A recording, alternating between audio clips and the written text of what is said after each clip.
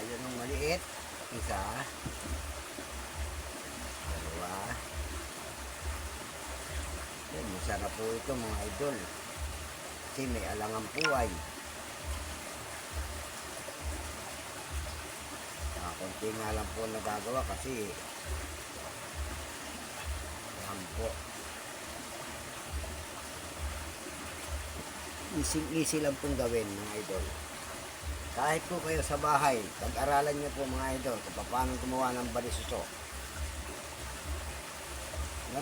May maganda rin naman po yung pahaba, yung parang sumang malagkit. Maganda rin naman po yun. Kaya lang mas gusto ko po yung gantong gawa. Mas marami po ang laman. Kumbaga po, hindi loging kainin. Ditiksikin po. Yan po. Bago. Tatlo po dito uli. Yan po. Yan. Wala na po yan tulo. Hindi na po yan tutulo ang katas niya. Yung asukal po mismo. Hindi na po yan tutulo.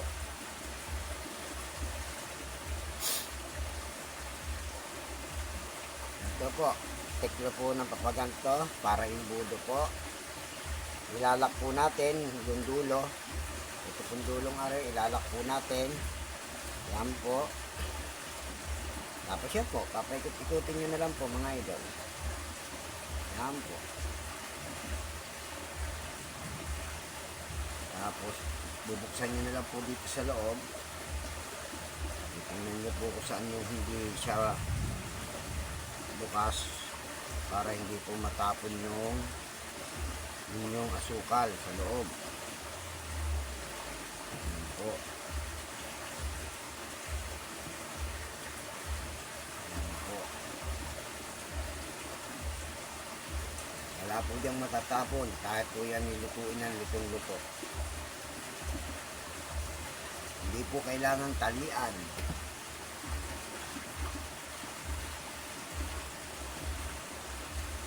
Hindi po natin kailangan talian mga idol. Yan po ay mine lang po. So, paunas po muna tayo ng idol ng ano. Yan po. Tapos tiklop po uli na parang imbudo. Mas maganda po kung magulang yung dahon ng saging para matigas. Kaya nakuha ko po kasi malambot eh. Mura po mga idol.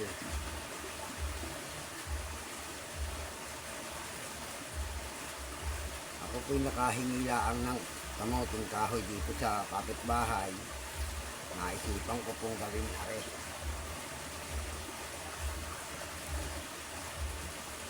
Naibigin pong merienda po sa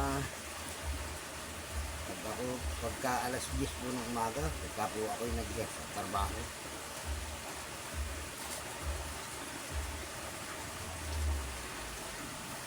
Tapos po, sasalang ko po siya magdamag. Nabantayan ko na lang po.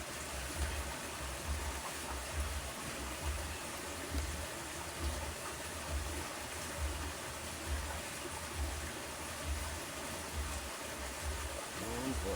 Napakasimple lang po. Yan po. Yan po. Lagay po yung tayo maliit. Tapos ay yung malaki. Yan po. Maganda. Mas marami po kasi laman mga idol pagka ganito. Isa. Dalawa. Napakasimple lang po. Dalawa. Tapos i-flip lang po gano'n. Wala na po yan katulo-tulo. Papas nilang po na maayos. Sasalang na po natin.